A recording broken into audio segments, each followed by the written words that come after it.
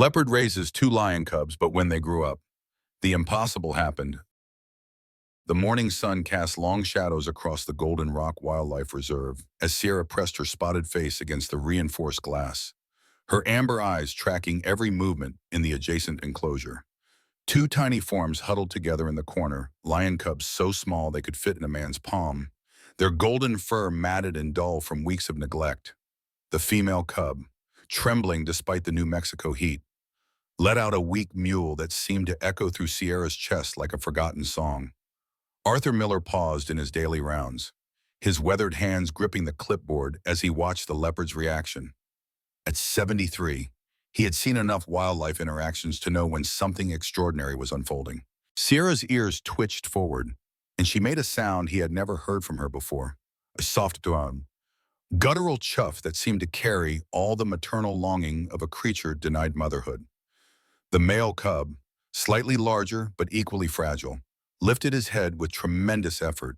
His eyes, clouded with trauma and malnutrition, found Sierra's gaze through the glass. Instead of the fear Arthur expected, something else passed between them: recognition. Perhaps, or simply the desperate need for connection that transcends species. Sierra's powerful frame, scarred from her own traumatic past, pressed closer to the barrier, her injured rear leg, a permanent reminder of her rescue from illegal traffickers, shifted awkwardly as she lowered herself to the ground. With deliberate movements, she began to groom the air near the glass, her rough tongue working in the same rhythmic pattern she had once used on the dirty stuffed toy Arthur had found her clutching in that squalid cage near the Mexican border. Arthur's throat tightened as memory surfaced unbidden, his daughter Sarah's laugh echoing through their old house in Colorado, her small hands reaching for him when nightmares woke her. The way she had looked at stray cats with the same protective instinct he now saw in Sierra's eyes. The empty years since her death had carved hollows in his soul that even the vast New Mexico landscape couldn't fill. The female cub Arthur had begun thinking of her as Mira struggled to her feet and took a tentative step toward the glass. Her legs shook with the effort, but she pressed her tiny nose against the cool surface. Sierra's response was immediate and profound. She began to purr, a deep rumbling that seemed to vibrate through the concrete and steel that separated them. Max, the male cub, watched his sister's interaction with growing curiosity, his survival instincts, honed by weeks of abandonment, warred with something deeper, a primal recognition of safety that he couldn't yet understand. When Sierra's golden gaze shifted to him, he didn't cower as he did with the human caretakers. Instead, he crawled forward on the unsteady legs, drawn by an invisible thread of connection. Arthur made his decision in that moment, though he wouldn't act on it for several more days. Years of military training had taught him patience, and decades of wildlife rehabilitation had shown him the delicate balance required for successful cross-species interactions. But watching Sierra's transformation from the fierce, traumatized predator he had rescued to this gentle creature responding to maternal instincts she had never been able to express, he knew this was different. The next morning brought the first test. Arthur had placed a small blanket that carried the cub's scent into Sierra's enclosure overnight, through the security camera. He watched her discover it just after dawn. Her approach was cautious at first, nose twitching as she processed the unfamiliar yet compelling smell. Then, with a care that would have seemed impossible for a creature of her power, she lifted the blanket in her jaws and carried it to the corner where she had built her nest from stolen towels and vegetation. Sierra arranged the blanket with meticulous precision, turning it over several times before settling down and pulling it close to her chest.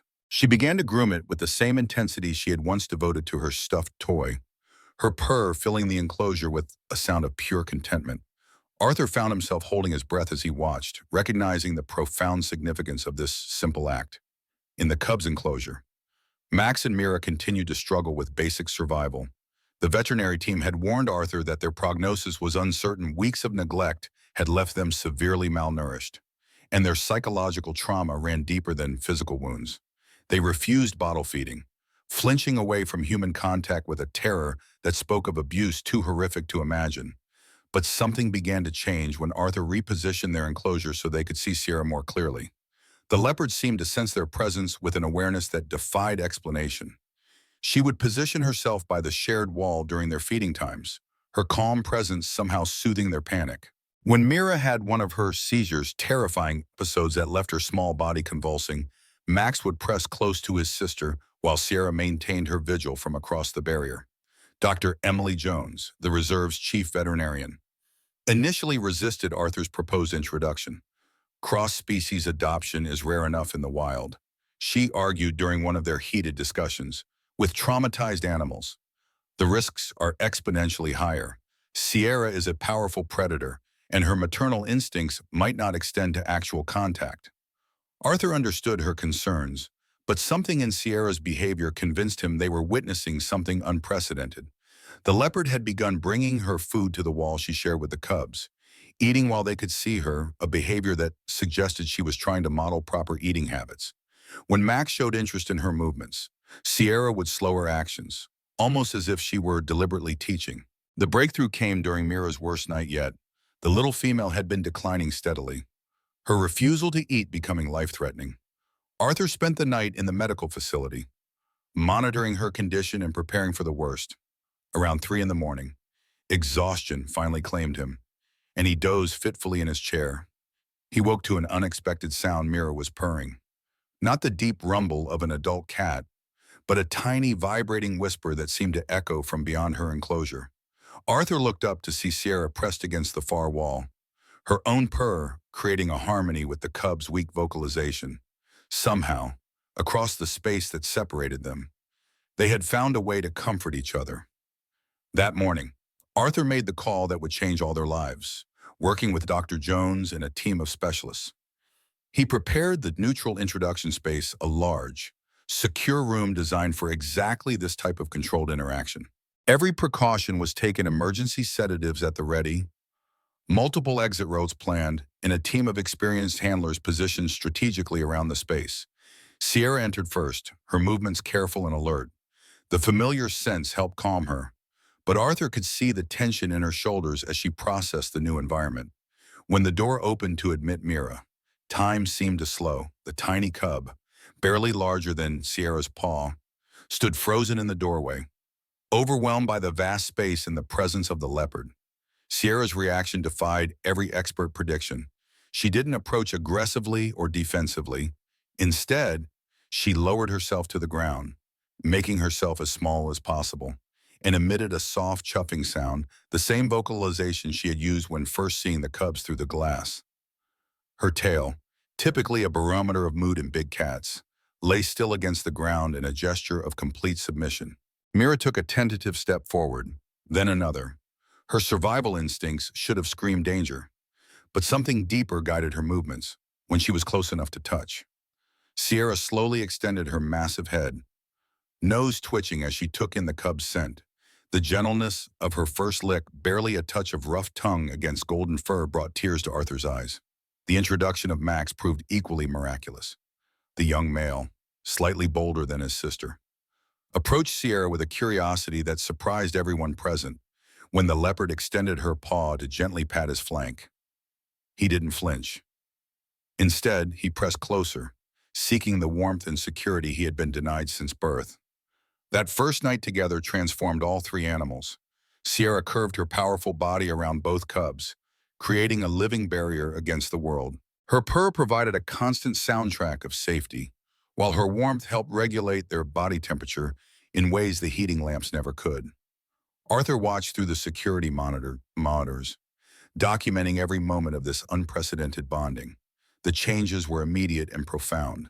Mira, who had refused all food for days, began eating when Sierra positioned herself nearby during meals. The leopard would take small bites of her own food, then pause to watch the cubs, as if demonstrating proper eating behavior.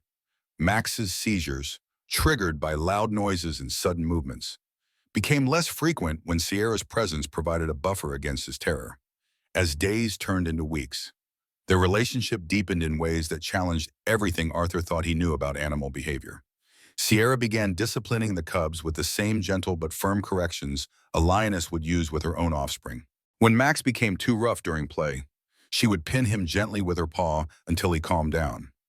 When Mira attempted to manipulate situations by feigning injury for extra attention, Sierra would ignore the dramatics but provide comfort when it was genuinely needed.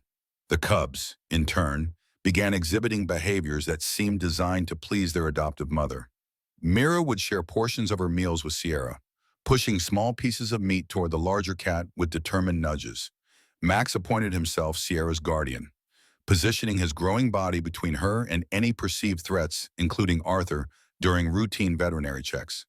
Their play sessions became elaborate performances of affection and hierarchy. Sierra would initiate games by batting gently at one of the cubs, then allow herself to be hunted by both youngsters as they practiced pouncing and stalking. These interactions served dual purposes. They provided necessary exercise and mental stimulation while reinforcing social bonds that transcended species boundaries. Arthur documented every development in his detailed journals, knowing that this unprecedented cross-species adoption could provide valuable insights for wildlife rehabilitation programs worldwide. But beyond the scientific significance, he found himself emotionally invested in their success in ways that surprised him. Watching Sierra's transformation from traumatized refugee to devoted mother awakened feelings he had buried since Sarah's death. The reserve's daily operations began to revolve around the unlikely family's schedule. Sierra had established specific routines, morning grooming sessions, where she would clean both cubs with methodical precision. Afternoon rest periods where all three would nap in a tightly curled pile, and evening play sessions that could last for hours. Arthur adjusted feeding times, maintenance schedules, and visitor restrictions to accommodate their needs. Mira's personality began to emerge as her confidence grew. She proved to be clever and manipulative, often pretending to be injured or tired when she wanted extra attention from Sierra. The Leopard seemed to see through these performances, but played along to a point, providing comfort while also setting boundaries. When Mira's acting became too dramatic, Sierra would deliver a gentle but firm correction, a brief holding of the cub's head in her jaws that communicated disapproval without causing harm. Max developed into the protector of the group, despite being smaller than Sierra and still vulnerable himself. His protective instincts manifested in endearing ways. He would collect Arthur's shoes and hide them in various locations around their enclosure, as if removing potential threats to his family's territory. Sierra seemed amused by this behavior, often watching with what Arthur could only describe as maternal pride as Max dragged items twice his size to his chosen hiding spots. The seasonal changes in New Mexico brought new challenges and discoveries. During the first thunderstorm after their bonding, Arthur witnessed a display of interspecies cooperation that left him speechless. As thunder crashed overhead, Mira's old trauma responses kicked in, and she began to panic.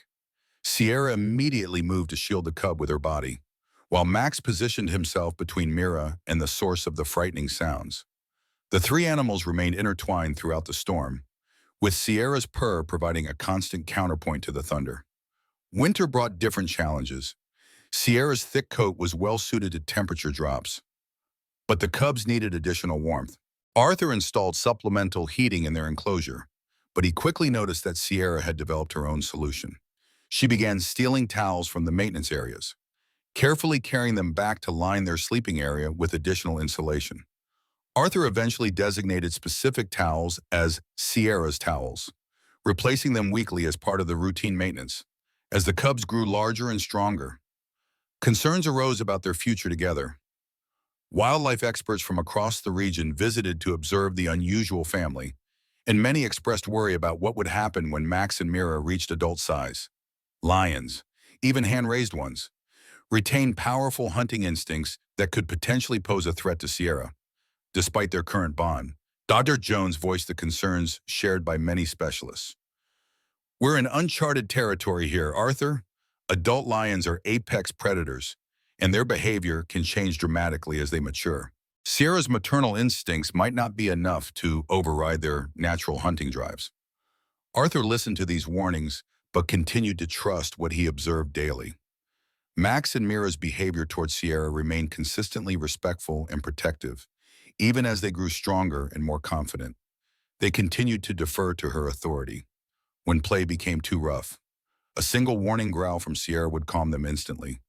During feeding time, both cubs would wait for Sierra to eat first, despite their youthful impatience. The breakthrough in understanding their relationship came during an incident that could have been tragic. A mechanical failure in the enclosure's fencing system allowed a section to collapse, creating an opening large enough for the animals to escape. Arthur discovered the breach during his morning rounds, his heart racing as he imagined the catastrophic possibilities. But he found all three animals in their enclosure, calmly going about their morning routine. Max had positioned himself directly in front of the opening, while Sierra maintained her usual spot near the cubs' favorite resting area. Investigation revealed that they had clearly been aware of the escape route. Paw prints in the dirt showed they had explored the breach but had chosen to remain together rather than seek freedom separately. This incident convinced Arthur that their bond was strong enough to withstand the challenges of maturity. He began planning for the next phase of their life together, relocation to the Freedom Prairie, a vast semi-wild area of the reserve where animals could live according to their instincts while remaining under protective observation. The transition required months of preparation. The prairie offered natural hunting opportunities, varied terrain for exploration, and minimal human interference while maintaining security measures to prevent escapes or unauthorized intrusions. Arthur designed the space to accommodate the specific needs of both leopards and lions.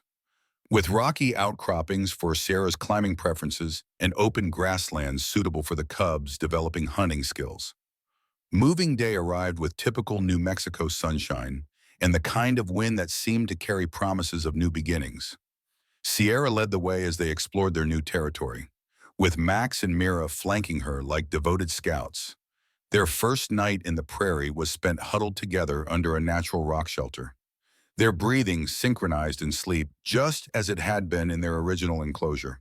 The prairie allowed their relationship to evolve in new ways. Sierra began teaching the cubs hunting techniques specific to their species, while adapting her own behaviors to accommodate their different natural instincts. She would demonstrate stalking techniques that the cubs could modify for their pack hunting preferences. While they shared their emerging knowledge of cooperative strategies, Max proved to be a natural hunter, his size and strength developing rapidly in the more challenging environment. But his first successful kill brought an unexpected test of their family bond. Arthur watched through long-range cameras as Max brought down a rabbit, then immediately carried his prize to Sierra and Mira to share. The leopard's acceptance of this offering, despite having caught her own prey earlier, demonstrated the depth of their mutual respect and affection. Mira's development took a different path. She showed more interest in exploration and problem-solving than in hunting, often leading the group to new areas of the prairie and finding creative solutions to environmental challenges. Her intelligence impressed Arthur daily, particularly her ability to communicate complex ideas to both Sierra and Max through subtle body language and vocalizations. The three animals established new routines in their expanded territory.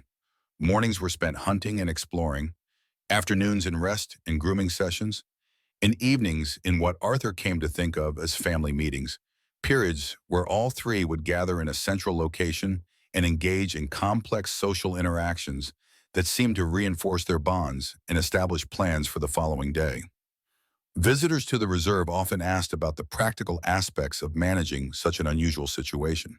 Arthur developed a standard explanation that covered the scientific and ethical considerations, but he rarely shared the deeply personal impact the animals had on his own healing process.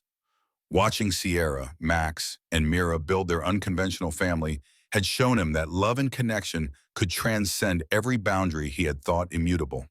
The first anniversary of their bonding passed quietly, marked only by Arthur's private notes in his journal and a special meal that included each animal's favorite foods. Sierra received fresh fish, while Max and Mira shared a portion of venison. They ate together as they always did, with Sierra maintaining her maternal oversight while the cubs showed their respect through careful attention to her preferences and needs. As the seasons cycled through their second year together, Arthur began planning for his own future. At 75, he knew his time as the reserve's primary caretaker was limited. The thought of leaving Sierra, Max, and Mira caused him profound anxiety, but he also recognized the need to ensure their continued care under capable hands. Dr. Jones had become his likely successor, her initial skepticism about the cross-species adoption having evolved into fascination and deep respect for the animal's bond. She spent increasing amounts of time in the prairie, documenting behaviors and developing protocols that could guide future similar situations. Her scientific approach balanced perfectly with Arthur's intuitive understanding of the animal's needs. The interview requests and documentary proposals continued to arrive regularly, but Arthur remained selective about media access. He allowed one major wildlife photography team to spend a week documenting the family's daily life, with all proceeds designated for the reserve's expansion and improvement fund.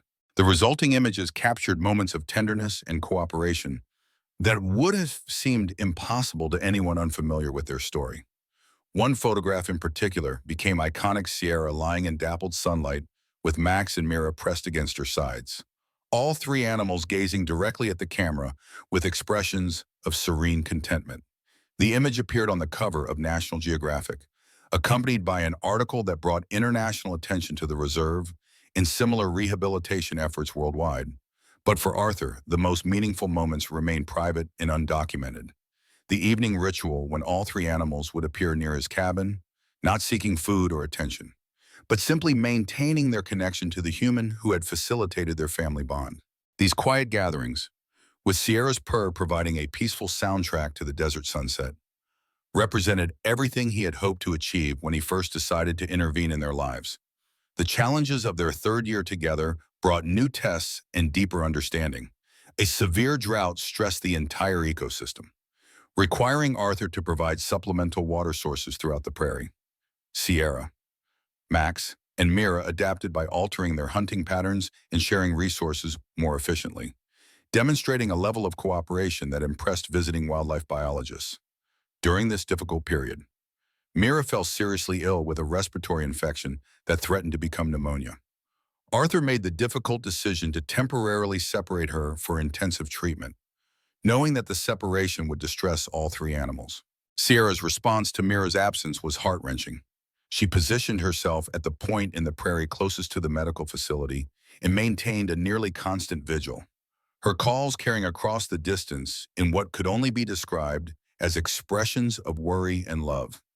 Max's reaction was equally touching. He refused to engage in normal activities, instead spending his time gathering Mira's favorite objects, particular rocks, interesting sticks, even flowers, and creating a collection near Sierra's waiting spot. When Arthur finally brought a recovering Mira back to rejoin her family, the reunion was explosive with joy. Sierra groomed the young lioness with unprecedented intensity, while Max presented his carefully curated gifts with obvious pride. These experiences convinced Arthur that their bond had matured beyond simple maternal adoption into genuine family loyalty.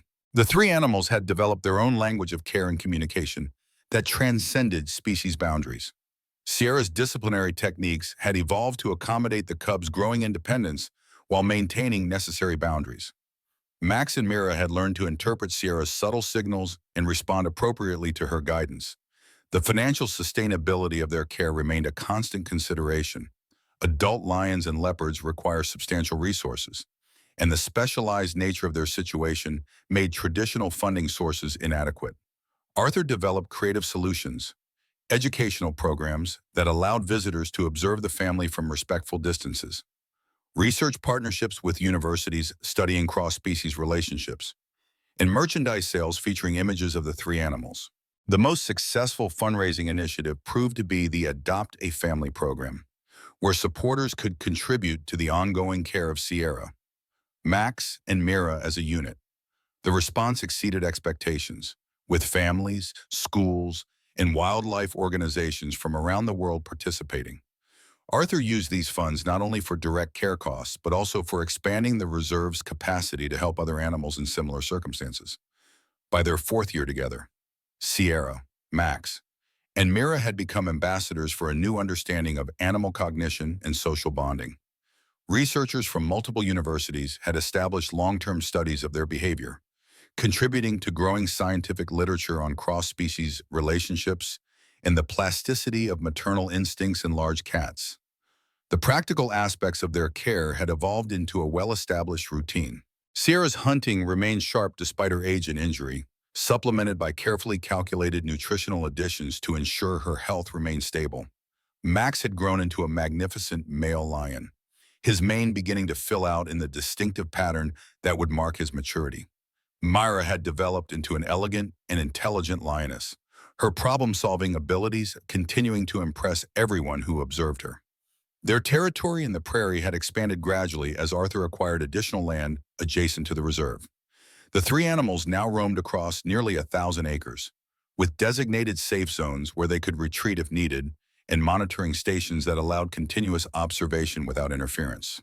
This expansion had been funded largely through the international attention their story had generated. Arthur's health had begun to decline in subtle ways that he hoped were not yet apparent to the animals. His daily walks through the prairie took longer, and he found himself relying more heavily on the ATV for routine maintenance tasks. Dr. Jones had begun taking on more of the direct care responsibilities. Though Sierra, Max, and Mira continued to show clear preference for Arthur's presence during their evening gatherings. The transition of primary caretaking responsibilities happened gradually over several months. Arthur remained actively involved, but allowed Dr. Jones to establish her own relationships with the three animals. Sierra proved most resistant to this change, maintaining polite distance from the new caretaker while continuing to respond enthusiastically to Arthur's presence. Max and Mira adapted more quickly, perhaps recognizing the necessity of accepting multiple human allies. The 5th anniversary of their family formation coincided with Arthur's 78th birthday. The celebration was simple but meaningful, a special meal for the animals, and a quiet evening spent observing their interactions. Arthur used the occasion to complete a comprehensive manuscript documenting their entire journey together, from the traumatic rescues through the formation of their unprecedented bond to their current status as a stable, loving family unit. The manuscript would become the definitive account of their story. But Arthur wrote it primarily as a tribute to the healing power of love that transcends species boundaries. In his concluding chapter, he reflected on how caring for Sierra, Max, and Mara had helped him process his own grief and find new purpose in his final years. The seasonal patterns that had defined their life together continued with reassuring consistency. Spring brought increased activity and exploration as the three animals investigated changes in their territory. Summer required careful management of water resources and shade provision during the harshest heat.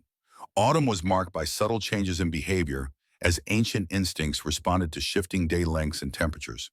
Winter brought them closer together, with their sleeping arrangements becoming more intimate as they shared body heat against the desert cold. Each season brought its own small miracles and challenges. A flash flood that swept through part of the prairie demonstrated their ability to work together for survival. Sierra led them to high ground, while Max and Mira helped support each other through the treacherous crossing. A wildfire that threatened the reserve's eastern boundary showed their trust in human guidance as they followed Arthur and Dr. Jones to temporary safety without resistance. These experiences reinforced Arthur's conviction that their bond was unbreakable. Despite the ongoing warnings from some wildlife experts about the unpredictability of large predators, Sierra, Max, and Mira continued to demonstrate loyalty and cooperation that defied conventional understanding of animal behavior. The media attention had settled into a manageable pattern of annual updates and special features. Arthur had learned to balance public interest with the animals' need for privacy, limiting filming to specific times and locations that wouldn't disrupt their established routines.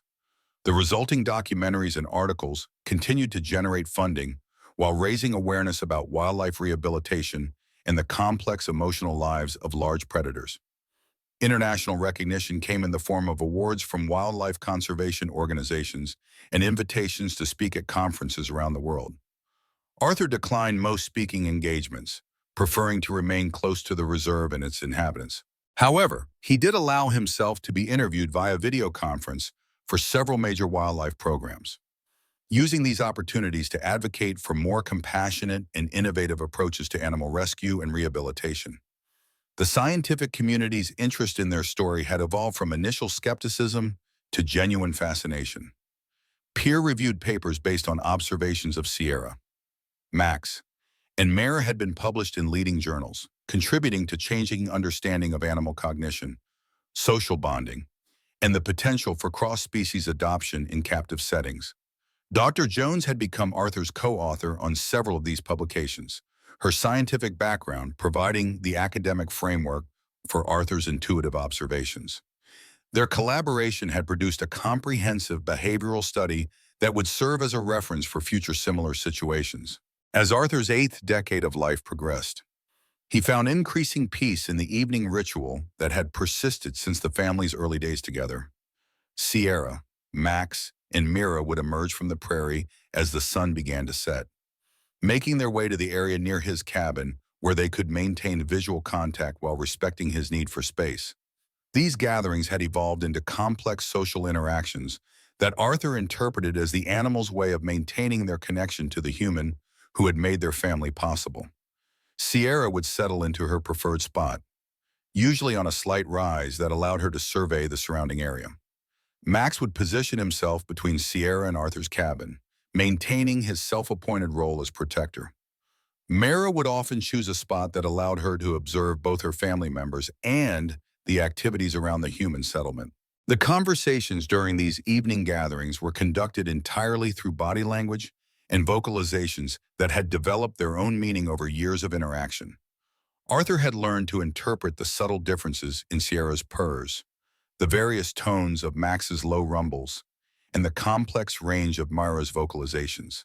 They, in turn, had become expert at reading his moods and responding appropriately to his needs for companionship or solitude. One particular evening in late autumn stood out in Arthur's memory as the culmination of their journey together. A rare rainstorm had swept across the desert, bringing relief from the heat and filling the air with the distinctive scent of wet earth and growing things. Arthur sat on his covered porch, watching the rain and reflecting on the extraordinary path that had brought them all together. Sierra approached closer than usual, her spotted coat darkened by the moisture. She settled near the porch steps, close enough that Arthur could hear her breathing, but far enough to maintain the respectful distance they had established.